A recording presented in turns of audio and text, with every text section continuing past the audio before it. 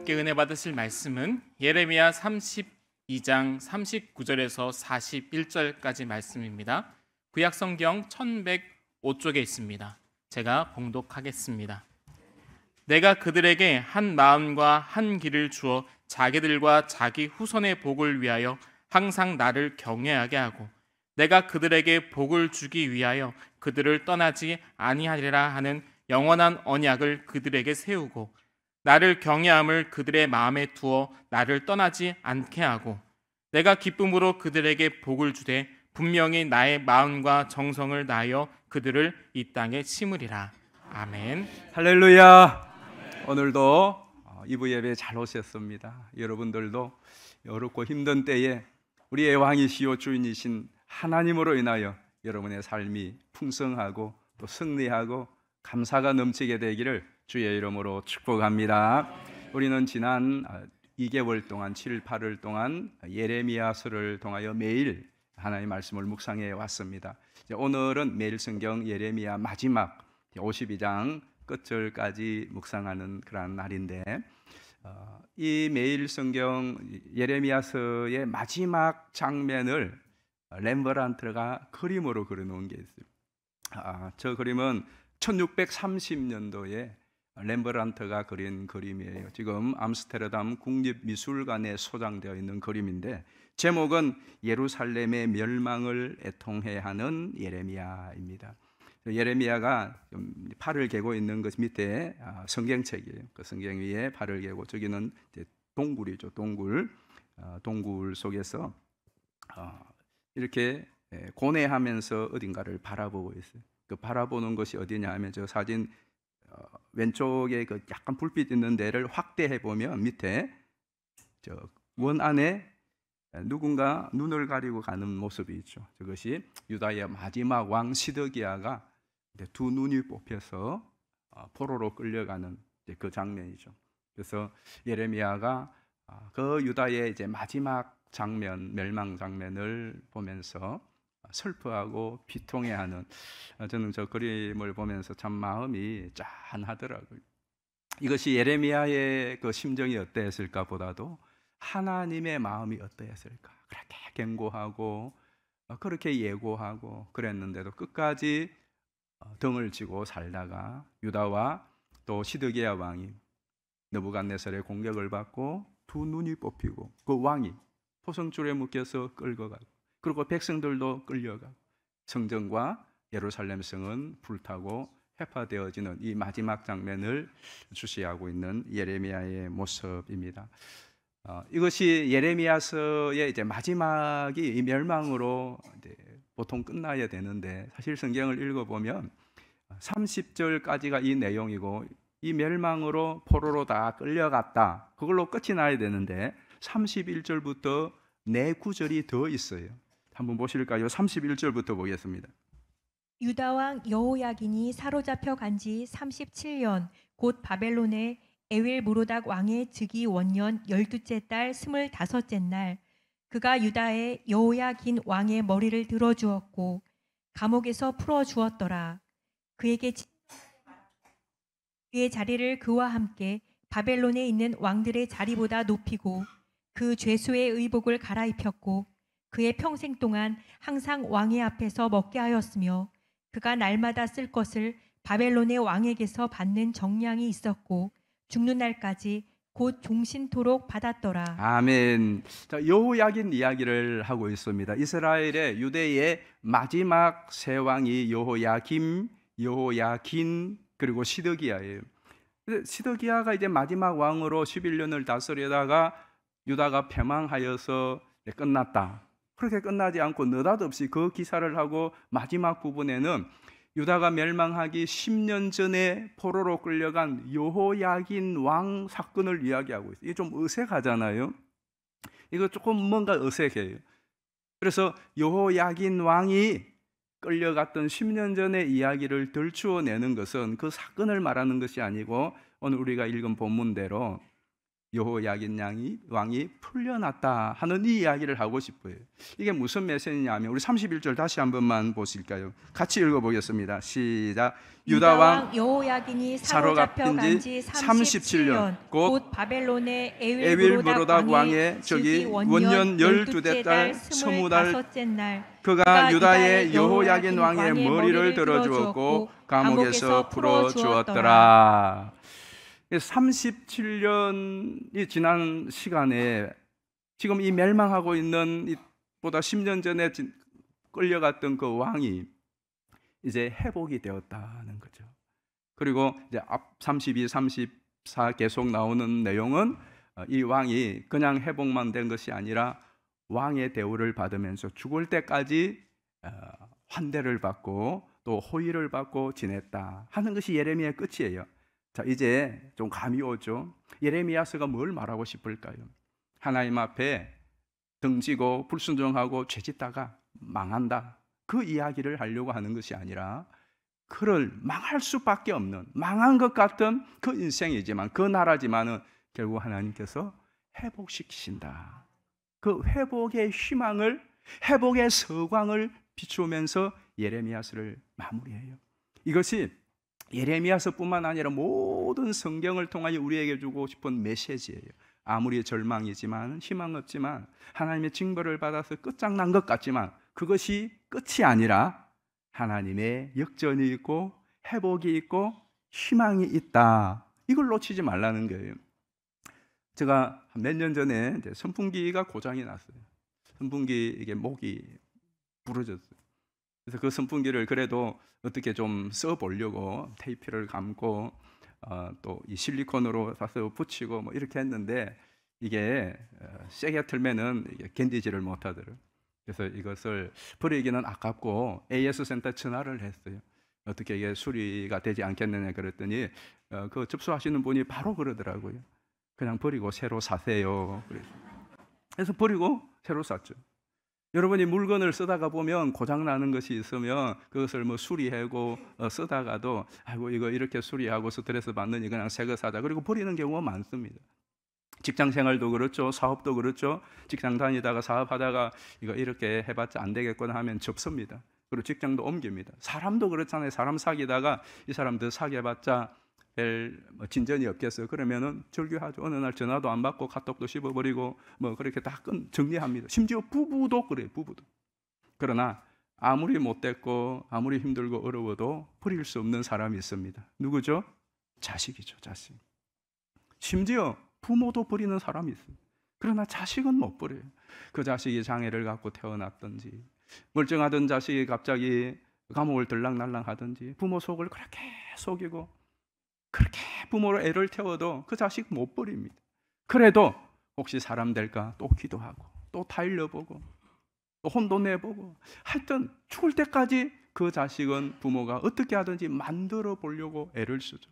참 힘들고 어렵습니다. 이스라엘이 그렇습니다. 이스라엘의 역사를 보면 이스라엘은 벌써 광야에서 벌었어야 됩니다. 하나님 그렇게 하려고 했습니다.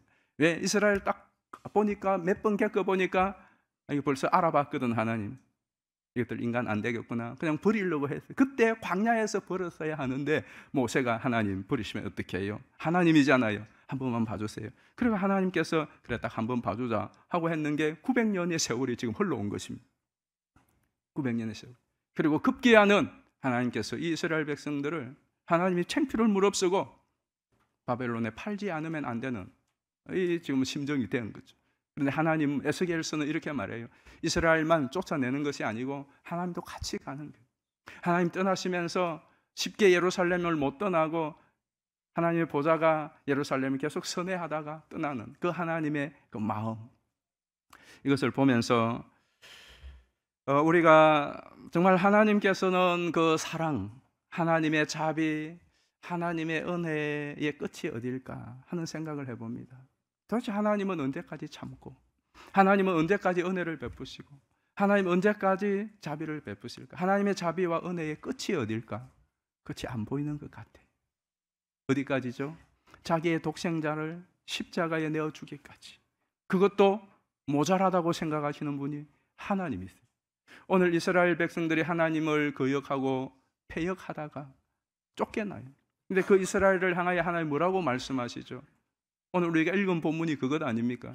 39절 말씀에 보면, 내가 한번 같이 읽어보실까요? 빨간 것이 시작. 자기와 자기의 후손의 복을 위하여. 또 40절 말씀 보겠습니다.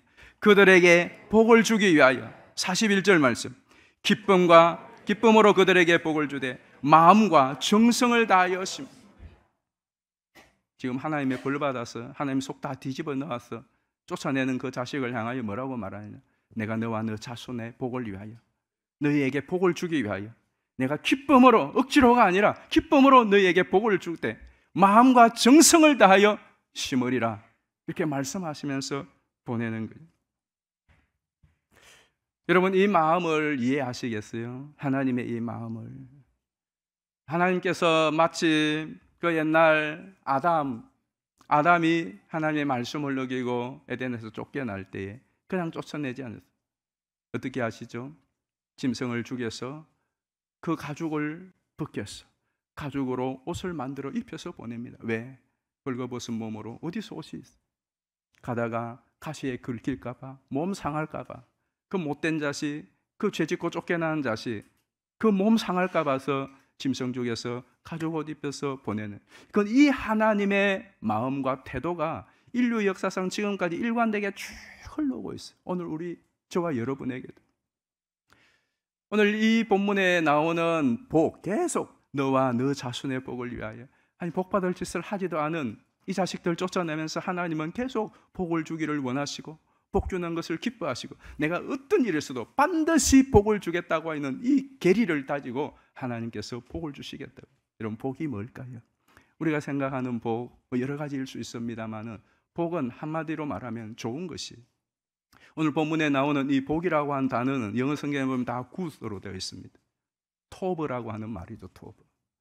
좋다라는 거예요. 좋은 것이 복인데, 어떤 사람에게는 뭐 돈이 주는 것이 좋을 수도 있지만 나는 돈 안 줘도 돼, 그런 사람들도 있어요. 또 어떤 사람들에게는 내가 큰 명예를 얻고 권력을 잡는 것이 좋을 수 있지만 나는 그런 권력 같은 거 필요 없어, 그런 사람도 있어요. 이게 권력을 잡았다고 그게 다 복일 수는 없는 거죠. 저에게 좋은 것이 여러분에게 좋지 않아요. 어떤 분들은 그래요. 야, 이거 좋은 거야, 좋은 거야, 너 왜 그렇게 안 해? 하는데, 당신에게는 좋지만 나는 그게 별로 좋지 않고 필요도 없어요. 그럴 수 있어요. 그러니까 여러분에게 좋다고 다른 사람에게 좋은 걸로 착각하고 우겨서는 안 돼요. 내겐 좋지만은 권할 수는 있지만 저 사람에게는 안 좋을 수 있어요. 근데 여러분, 나에게도 좋고 또 당신에게도 좋고 나에게도 좋고 내 후손에게도 좋고, 오늘 좋은 것이 내일 안 좋을 수도 있습니다. 그렇죠? 오늘도 좋고 내일도 좋은데 우리의 영원한 내세에 좋지 않을 수도 있어요. 그런데 어제도 좋고 오늘도 좋고 내일도 좋고 영원토록 좋은 것, 나만 좋은 것이 아니라 너도 좋고 내 후손도 좋고 이 시대도 좋고 저 시대도 좋은, 가장 좋은, 모든 시대 모든 사람에게 진짜 좋은 그 축복 무엇일까요? 설교 제일 마지막에 말씀을 드리겠습니다. 그런데 중요한 것은 하나님은 이 가장 좋은 이 복을 주시고 싶어 하시는 분이 하나님이시고 또 반드시 주시겠다고요. 그런데 어찌하여 이스라엘 백성들이 한때 그 축복을 누렸다가 지금은 그 축복을 강탈당하고 지금 쫓겨나는, 그런 이스라엘에게 하나님은 또 내가 이 복 너에게 반드시 주겠다고 하는데, 자, 무엇이 이 복을 놓쳐버리고 이 복을 다시 찾을 수 있는 길일까요? 두 가지예요. 첫 번째는 하나님을 경외하는 것입니다. 한번 읽어보실까요? 시작. 하나님을 경외하라. 자, 39절 말씀 봅시다. 내가 그들에게 한 마음과 한 길을 주어 자기들과 자기 후손의 복을 위하여 항상 나를 경외하게 하고. 아멘. 잘 보세요. 자기와 자기 후손의 복을 위하여 뭘 한다고요? 하나님을 경외하는 것. 하나님을 경외하는 것이 나와 내 후손의 복을 위한 것이라는 거예요. 경외하다는 것은 두려워하다 혹은 사랑하다는 말, 이 두 개가 합쳐진 거예요. 이게 무서워 벌벌 떠는 것이 아니라 무게감을 느끼고 아주 무겁게 여기는 거예요. 그리고 사랑하는 거예요. 하나님이, 우리가 예레미야서를 쭉 보면 야, 하나님 참 무섭다 하는 것을 봅니다. 그 바벨론이 온 세계를 제패한 제국이었지만 하나님 앞에서는 그냥 콧김에 나는 깃털과 같았습니다. 바람에 부는 티끌과 같았습니다. 아침 안개와 같았죠. 우리 인생이라는 게 그런 거 아닙니까? 우리 인생이 굉장한 것 같지만 어느 날 부고장 날아들면 인생 무상입니다. 하나님 앞에서 우리 인생이라는 것은 정말 아침 안개와 같은 것 아닙니까? 훅 불면 날아가 버리는 게 우리 인생입니다. 그럼에도 불구하고 많은 사람들 하나님 두려워하지 않아요. 또 하나님의 사랑을 보십시오. 하나님께서 정말 하나님의 사랑은 끝이 어디입니까? 자기의 생명을, 오늘 본문에도 영혼을 갈아 넣어서 내가 너에게 복을 주겠다. 도대체 하나님의 사랑의 깊이는 얼마며 넓이와 높이는 어느 정도인가 알 수가 없어요. 그럼 우리는 아가페라고 그래요. 모른다는 거죠. 너무너무 사랑이 넓고 크다. 근데 하나님은 이렇게 정말 두려우신 분이고 이렇게 정말 사랑이 넘치고 진심으로 우리를 사랑하시는 분인데 그 백성들은 하나님을 두려워하지도 않고 하나님을 사랑하지도 않아요. 아니, 하나님 두려워하기는 해요. 하나님 사랑하기는 합니다. 근데 오늘 말씀에 나오는 것처럼 하나님을 한 마음으로, 한 길로, 일관되게 사랑하지 않아요. 이스라엘의 문제는 그거였습니다. 이스라엘 하나님 경외했습니다. 하나님 예배하였습니다. 하나님의 말씀을 귀하게 여겼습니다. 그러나 한 마음으로 정말로 일관되게 그렇게 하지 않았어요. 마치 창녀처럼 했다가 말았다가 마음을 반쯤 줬다가 또 주지 않았다가. 이것이 가장 힘든 거죠. 우리가 삶을 살 때도 내가 한 마음을 가지지 못하면요, 사람이 마음을 잡지 못하면 갈팡질팡합니다. 마음이 정하지 않으면 그 삶도 정함이 없어요. 그래서 그냥 이 시루에 흐느적하고 시간이 나도 뭘 할지 모르고 돈이 생겨도 뭘 할지 모르고 마음이 딱 정해져 있지 않으면 삶이 정해지질 않죠. 그러다가 망하고 그러다가 큰 어려움에 빠지는 거예요. 이스라엘이 그랬어요. 하나님 믿고 하나님을 사랑하고 하나님을 경외한다고 하였지만 온 마음과 온 전심을 다하여 한 길로 가는 게 없어요. 신앙생활도 그렇고 사업도 그렇고 직장도 그렇고 우리가 사랑하는 것도 그래요. 직장 하나에 좀 진득하게 마음을 다해서 있으면 뚫어낼 수가 있고 사업을 해도 마찬가지, 또 가정생활을 해도 또 친구관계도 마찬가지, 신앙도 마찬가지지 않습니까? 몇 달 전에 우리 오후 예배 때 말씀을 드린 것 같아요. 작년에 우리 교회 오셔서 주일날 예배 설교를 제가 강단을 비웠을 때 하셨던 원로 목사님 한 분이 그런 말씀을 하셨어요. 사모님하고 은퇴하시고 손자를 보는데 이 손자 보는 게 얼마나 예쁩니까? 이 손자들이 특별히 한 서너 살 되어서 말도 하고 좀 말귀도 알아듣고 그럴 때는 이 할아버지 할머니들이 뿅 가지 않습니까? 할머니하고 할아버지 이제 목사님 사모님 보는데 이제 사모님이 이 손자에게 쓸데없는 질문을 한 거예요. 어떤 질문을 했느냐 하면, 야, 너 할아버지하고 할머니하고 누가 더 좋아? 누구를 더 사랑해? 이런 질문 하면 절대로 안 되는데도 이 질문한 거죠. 이 손자가 뭐라고 말했을까요? 할아버지. 이 할머니가, 사모님이 좀 기분이 상한 거예요. 그러면은 이등은 누구야? 그랬어요. 이등은 누구니? 물으니까 손자가 뭐라고 말해요? 이등은 없어요. 그러면 이 할머님이, 이 사모님이 그냥 포기를 했어야 되는데 마지막에 포기하지 않고 또 한 번 물어요. 야, 이 할미가 이등 하면 안 돼. 그랬어요. 그러니까 이 손자가 뭐라고 말하냐면은 내 마음은 바꿀 수 없어요. 나눌 수 없어요. 내 마음은 나눌 수 없어요. 왜 그런 이야기를 했는지는 모르겠어요. 저는 그 이야기를 들으면서 이게 참 우스갯소리로 하는 이야기겠지만 그렇게 안 들려요. 물론 그 아이가 그 순간만큼은 아마 7, 8살 돼서 머리가 좀 딱 돌아가면은 말을 적절하게 할 수 있을 때 그냥 자기 마음이 그때는 그런 거죠. 만약에 다음날 물어보면 또 반대였을 수도 있습니다. 그런데 어쨌든 그때의 이 아이의 마음에는 나눌 수 없는 한 마음이 있는 거죠. 여러분 어떠세요? 내가 하나님을 경외하고 하나님을 섬기고 이 신앙생활을 하는데 하나님께 대하여 나는 나눌 수 없는 마음.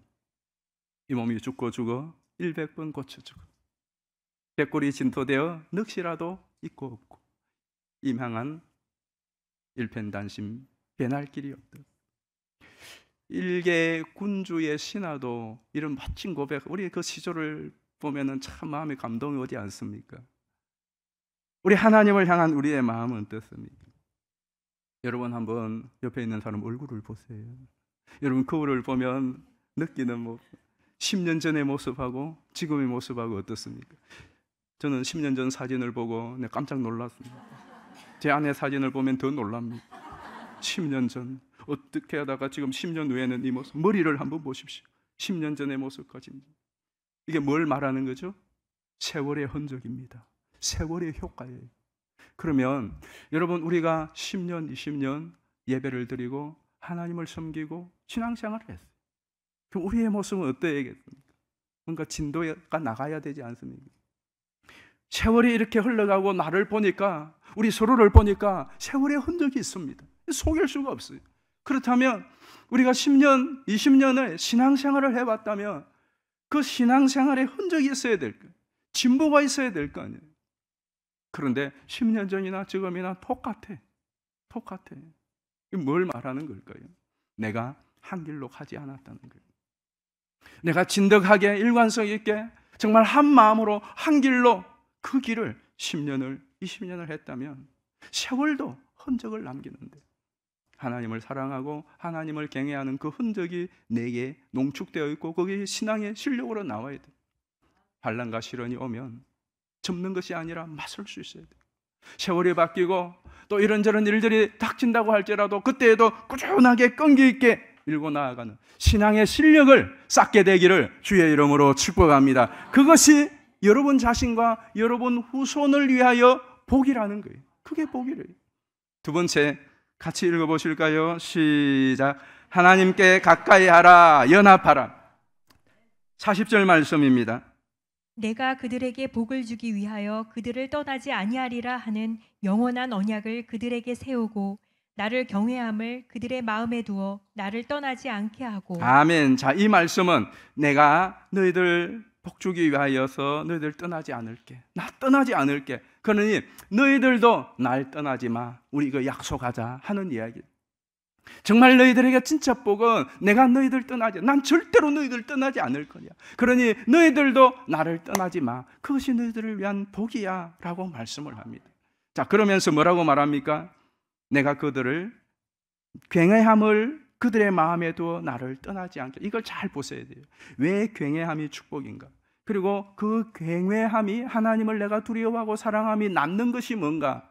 하나님을 떠나지 않게 합니다. 잘 보세요. 저 사람 무서우면 떠날까요? 붙어 있을까요? 대충 무서운 사람은 도망갑니다. 그런데 진짜 무서우면 못 떠납니다. 겁을 상실하니까 떠나지. 뭡니까? 이 깡패들의 집단이나 또 이상한 포주들 한번 걸리면 못 떠납니다. 왜? 떠나면 땅끝까지 찾아가 다리를 자르든지 손가락을 자르든지. 그게 무서워서 지옥 같은 생활을 하면서 못 떠나는 거예요. 누가 꺼내주기 전에. 조금 무서우면 그냥 확 떠나버립니다. 여러분, 하나님이 정말 무서우면, 하나님이 정말 두려우면 하나님 못 떠납니다. 어디를 떠나겠습니까? 바다 끝을 간들, 땅 끝을 간들, 거기서 어떻게 하나님을 피할 수 있겠습니까? 이 생각 가지면 하나님 못 떠나죠. 또 하나, 단지 두려워서 붙잡혀 있으면 불행한 거죠. 사랑하면 못 떠납니다. 아무리 힘들고 어려워도요, 내 사랑하는 사람 버리지 않고 떠나지 않습니다. 여러분 자식 그렇지 않습니까? 부부가 생활이 아무리 어렵고 힘들고 때로는 지지고 볶고 싸우고 형편이 넉넉하지 않고 또 질병에 걸려서 정말 이 수발한다고 죽겠지만, 그러나 사랑하는 마음이 있으면 그게 안 떠난다고요. 그러나 사랑이 식어지면, 의무와 책임만 있으면 어느 날 떠나기 쉽습니다. 하나님께 대하여 마찬가지입니다. 내가 정말 하나님을 사랑하든지 하나님을 두려워하든지 하나님을 경외하는 마음이 있는 사람은 아무리 어떤 일이 닥친다 할지라도 하나님 떠나지 않아요. 이스라엘 백성 그랬잖아요. 왜 이스라엘이 하나님을 등지고 떠났죠? 그들이 하나님을 경외한다고 하지만 온 마음으로 경외하지 않았습니다. 나중에는 하나님 얼마나 우습게 여겼습니까? 여호야김 왕 때에 예레미야가 감옥에 갇혀 있으면서 바룩을 통하여서 하나님의 말씀을 적어서 보냅니다. 양피에다가 잉크로 적었지 않습니까? 그 잉크가 마르기도 전에, 채 마르지도 않았는데 그 왕이 하나님의 말씀을 칼로 다 난도질을 해서 불태워버립니다. 이렇게 하나님을 우습게 여겼죠. 하나님을 사랑하지도 않아요. 여러분이 구약 성경을 읽어보면 이스라엘이 정말 하나님 사랑한다, 하나님을 살갑게 여긴다, 그런 느낌을 받은 때가 있습니까? 창세기부터 말라기를 읽어보면 이 백성들은 정말 하나님을 정말 사랑하는 것 같아, 하나님 가까운 것 같아, 그런 느낌을 받는 데가 있습니까? 백성은 그렇지 않은데 그 가운데 그런 사람들이 간혹 있었습니다. 이를테면 다윗 같은 경우 사무엘 상하를 읽어보고 또 다윗의 시편을 읽어보면 어떤 마음이 드세요? 야, 다윗은 정말 하나님을 두려워하고 하나님을 사랑하는 것 같다. 그런 마음이 들잖아요. 저 다윗은 어떻게 저렇게 하나님을 사랑할까? 어떻게 저렇게 하나님을, 자기가 왕인데도 불구하고 하나님을 그렇게 두려워할까? 한 선지자가 말하는 것 앞에 그렇게 무릎을 꿇고 울 수가 있을까? 왕의 체면도 내려놓고, 그러면서 다윗은 정말 하나님을 경외하고 정말 하나님 참 사랑한다, 그런 느낌을 받습니다. 여러분은 어떠세요? 여러분을 볼 때에, 여러분의 가족들이, 우리 서로가 우리를 볼 때에 참 하나님을 사랑하는 것 같고, 하나님 가까이 하는 것 같고, 참 저분 하나님을 경외하는 것 같다, 그런 게 있습니까? 저는 우리 서울서교회 우리 모두가, 우리 교회 공동체가, 우리의 모임이 하나님을 가까이 하고 하나님을 경외하는 그런 모임, 그런 성도님들, 그런 교회가 될 수 있기를 주의 이름으로 축복합니다. 정말 그랬으면 좋겠어요. 그때에 어떤 역사가 있습니까? 어떤 약속이 있죠? 41절 보겠습니다. 내가 기쁨으로 그들에게 복을 주되 분명히 나의 마음과 정성을 다하여 그들을 이 땅에 심으리라. 아멘. 잘 보세요. 내가 기쁨으로 누구에게? 그들에게 복을 주고, 그 다음에 누구를? 그들을 이 땅에 심으리라. 이 그들이 누굽니까? 이 그들이 앞에 나오는 하나님을 경외하고 하나님을 가까이 하는. 그런데 하나님이 어떻게 하죠? 내가 분명히 이 하나님의 계기가 있잖아요. 그리고 나의 마음과 정성, 우리 정성이라고 번역했지만 저 단어는 영혼입니다. 그리고 여러분이 많이 들었지만 네펫이라고 하는 뜻이에요. 이 생명이라고 하는 말이에요. 하나님이 자기의 마음과 생명을 다해 영혼을 끌어서, 내 영혼을 끌어서 너희들에게 반드시 복을 주리라. 정말 놀랍지 않습니까? 누구에게? 하나님을 경외하고, 그래서 하나님을 떠나지 않고 하나님과 연합하여 가까이 있는 사람들. 이것이 얼마나 우리에게 큰 위로와 또 축복이 됩니까? 소망이 됩니까? 우리가 하나님의 축복을 받을 수만 있다면 우린 달라질 수 있지 않겠습니까? 그렇잖아요. 여러분의 사정과 행편이 어떠하든 간에, 우리 지금 이 시국이 어떠하든지 간에 정말로 하나님의 축복을, 하나님의 이 은총을 우리가 받을 수 있다면 바뀌는 건 아니겠습니까? 하나님께서는 영혼을 끌어서 하나님 모든 것을 동원하여서, 모든 방법을 동원하여서 내가 복을 반드시 줄 것이라고 말씀을 합니다. 실제로 하나님께서는 로마서 8장 32절 한번 보실까요? 같이 읽겠습니다. 이 부분은 시작. 자기 아들을 아끼지 아니하시고 우리 모든 사람을 위하여 내주시니가 어찌 그 아들과 함께 모든 것을 우리에게 주시지 아니하겠느냐. 아멘. 무엇을 아까워하겠습니까? 하나님께서는 천지를 다 되어주는 것도 모자란다고 생각하시는 분이에요. 자기의 아들을 주시고도 더 줄 것이 없을까 생각하시는 분이 하나님. 우리를 위하여서라면 저 티끌 하나, 먼지 하나, 돌멩이 하나도 축복으로 바꾸어 주시고 싶은 분이 하나님이시고, 그렇게 하실 수 있는 분이 하나님이신 것입니다.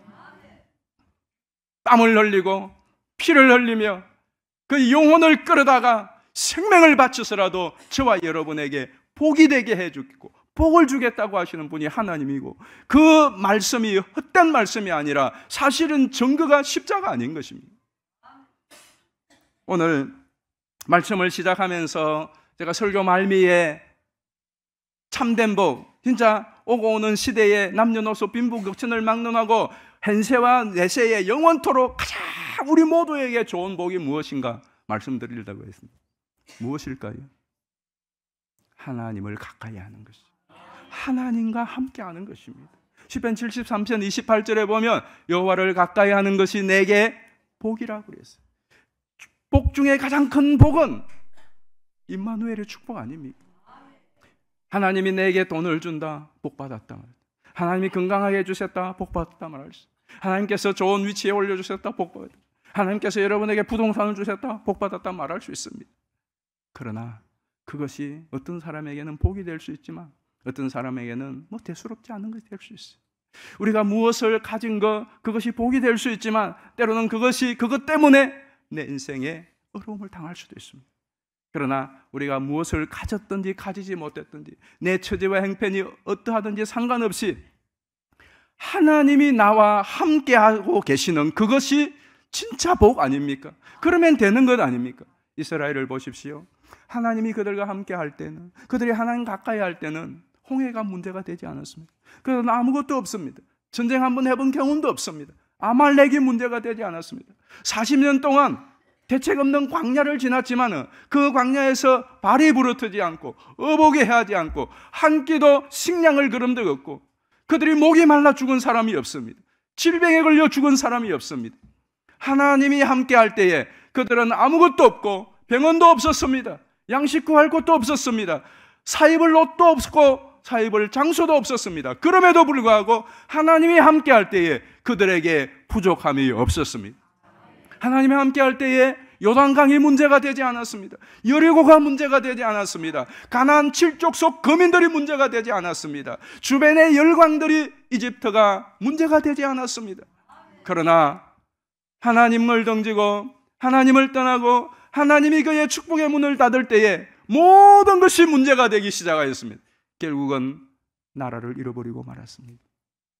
그들에게 가장 큰 축복은 하나님을 경외함으로 하나님을 가까이 하는 것이 가장 좋은 것이었습니다.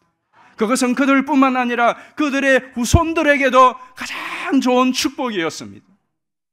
다윗을 한번 보십시오. 다윗은 정말 아무것도 없어 광야를 전전긍긍할 때도 있었습니다.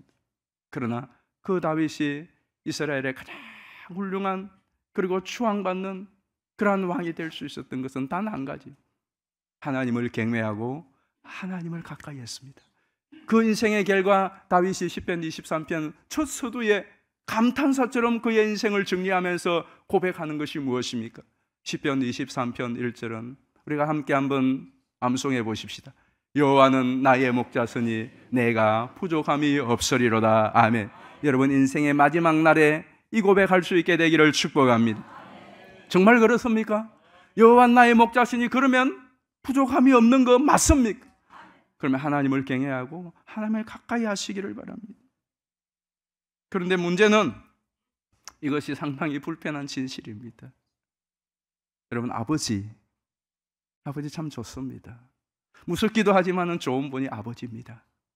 그런데 이 아버지가 어릴 때는 늘 같이 있어도 좋습니다. 그런데 성년이 되고 나면 아버지하고 한 이불 듣고 자는 거 불편합니다. 아버지하고 같이 목욕탕 들어가는 거 불편합니다.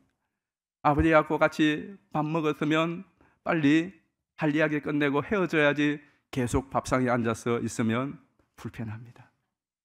그렇죠? 아버지 참 좋은 분이에요. 우리 아버지 너무 좋은 분이에요. 그런데 그 아버지하고 계속 같이 있는 거 좀 불편합니다. 하나님 좋은 분이세요. 우리 아버지보다 좋은 분이세요. 그런데 같이 있으면 왠지 불편하죠. 할아버지는 안 그렇습니다. 할아버지. 오늘 할아버지 이야기 또 나왔는데 할아버지들 또 할머니들은 손녀가 그렇게 좋대요. 그래서 손자를 보기 전에 인생을 논하지 마라. 그거 명언처럼 되어 있지 않습니까? 그렇게 좋대요. 그래서 어떤 분이 그렇게 진짜 말씀을 하셨어요. 왜 하나님은 손자를 먼저 주시지 않았을까? 왜? 이 손자가 좋은데, 이 손자가 이렇게 좋은데 왜 그 골치 아픈 딸을 먼저 주고 손자를 먼저 주지 않았을까?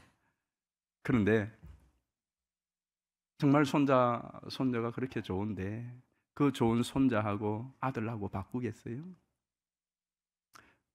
우리 장로님들 손자들도 계신데 손자하고 아들하고 둘 중에 하나 선택하라고 하면 그 아들 버리고 손자, 그 좋은 그 예쁜 손자 선택할 수 있을까요? 손자가 왜 좋죠? 또 손자의 입장에서는 할아버지 좋아, 할머니가 좋아. 아버지 어머니 좋지만 그래도 할아버지 할머니. 그런데 이 아이들이 컸어. 무엇일까요? 책임 때문에 그래요. 책임 때문에. 손자는 책임 없어요. 이 아프고 문제 생기면 야, 얘 아프단다. 돌려보내면 돼요. 또 손자 입장에서는 할아버지 할머니는 다 좋아만 해주죠. 좋은 것만 주죠. 혼낼 거 있어도 할아버지 할머니는 혼 잘 못 내잖아요. 아빠 엄마한테 혼나지. 하나님이 마찬가지인 것 같아요. 우리 하나님 정말 좋은 분이에요. 하나님 우리의 모든 것을 해줄 수 있는 분이에요. 하나님을 경외하고 가까이 하는 것, 그것이 축복의 길인 것 사실이에요. 그런데 그게 힘들어요. 불편해요. 여러분, 이 세상을 살아가면서 하나님을 경외한다는 거 소풍 가듯이 할 수 있는 일이 아닙니다. 무릇 경건하게 살고자 하는 자는 뭘 받으리라? 경건하게 살고자 하는 자는 복을 받는 것이 아니라 뭘 받죠? 핍박을 받으리라 그랬어요. 그게 부담이에요. 그게 불편한 거죠. 하나님을 경외하는 자는, 여호와를 경외하는 자는, 경건하게 사는 자는 분명히 하나님의 축복을 받습니다. 그런데 문제는 그것이 핍박을 감수해야 되는 게, 이게 불편한 진실입니다. 하나님을 경외하고 하나님을 가까이 하고 하나님과 함께 하는 것, 그 길은 반드시 분명히 축복의 길이에요. 내뿐만 아니라 내 후손에게도 축복의 길인데 문제는 그 길이 가볍지 않습니다. 하나님을 경외하고 하나님을 가까이 해, 그것도 한 마음을 가지고 일관되게 해 나가는 것, 그것은 굉장히 불편합니다. 때로는 위험을 각오해야 되고 손해를 감수해야 되고 핍박을 각오해야 됩니다. 그럼에도 불구하고 여러분, 포기하지 말아야 되는 것은 그것이, 그 길이 진정한 축복의 길이기 때문에 그렇습니다. 저는 여러분이 정말입니다, 마음을 다하고 정성을 다하고 일관되게 하나님을 경외하고 하나님을 가까이 하게 되시기를 주의 이름으로 축복합니다. 어중간하게 신앙생활 하지 마세요. 어중간하게 하나님을 가까이 하고 적절한 거리를 두고 하나님을 가까이 하고 경외하지 마시기를 바랍니다. 온 마음으로, 온 정성으로 일관되게, 끈기 있게, 끈질기게, 꾸준하게 하나님을 경외하고 하나님을 사랑하고 하나님을 섬기도록 하십시오. 그것이 여러분 자신과 여러분의 후손을 위하여 복이라고 말씀을 하고 있습니다.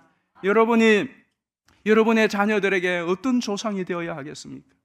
여러분의 후손들에게 여러분들은 어떤 조상으로 남아야 되겠습니까? 여러분들이 정말로 주님을 경외하고 일심으로 한 마음으로 온전한 마음으로 일관되게 하나님을 경외하고 섬기는 그 모습을 볼 때에 우리의 후손들이 나도 우리 부모님을 닮고 싶어 할 것이지 않겠습니까? 여러분이 정말로 주님을 경외하는, 주님 앞에 봉사하고 섬김의 그 말씀을 따라서 세상 속에서 꿋꿋하게 살아가는 그 모습을 보면서 우리의 후손들이, 우리의 자녀들이 나도 우리 아버지, 우리 어머니처럼 살아가야 되겠다고 하는 열망을 얻게 되는 것 아니겠습니까?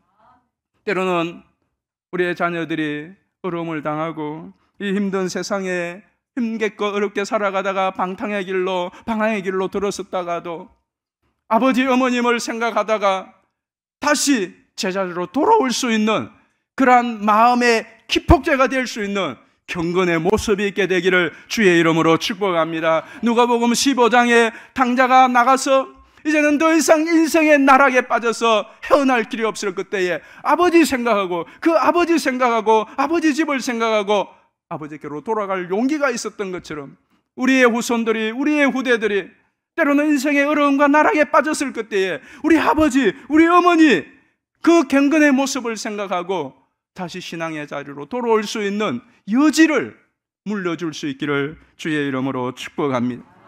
여러분의 성장과 여러분의 헌신이 여러분 자신과 여러분의 자손에게 축복이 되는 줄 믿으시기를 바랍니다. 하나님께서 정성을 다해서, 하나님 영혼을 다해서, 하나님 마음을 다해서 그런 자들에게 복을 주시겠다고 약속하셨으니 한번 시험해 보시기를 바라요. 성의 있게 하나님을 섬기십시오. 성의 있게 주의 나라와 주의 몸된 교회를 섬기고 일관성 있게, 끈기 있게 하나님을 사랑하고 경외하고 하나님을 가까이 해 보십시오. 그래서 여러분이 하나님을 경외하는 자임을 드러내시고 그것이 우리의 후대들에게 축복의 통로가 되어 하나님의 축복이 릴레이 되기를 주의 이름으로 축원합니다. 우리 함께 찬송하십시다. 370장입니다. 주 안에 있는 나에게 딴 근심이 있으라.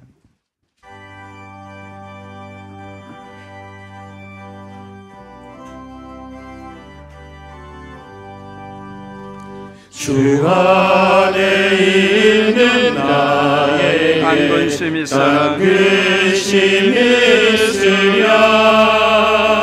십자가 밑에 나다 내 짐을 부르네. 주님을 찬송하면서 할렐루야 할렐루야. 내 앞길 멀고 험해도 나 주님만 따라가리. 그 두려움이 변하여 그 두려움이 변하여 내 기도 되어 내 기도 되었고 전날의 한숨 변하여 내 노래 되었네. 주님을 찬송하면서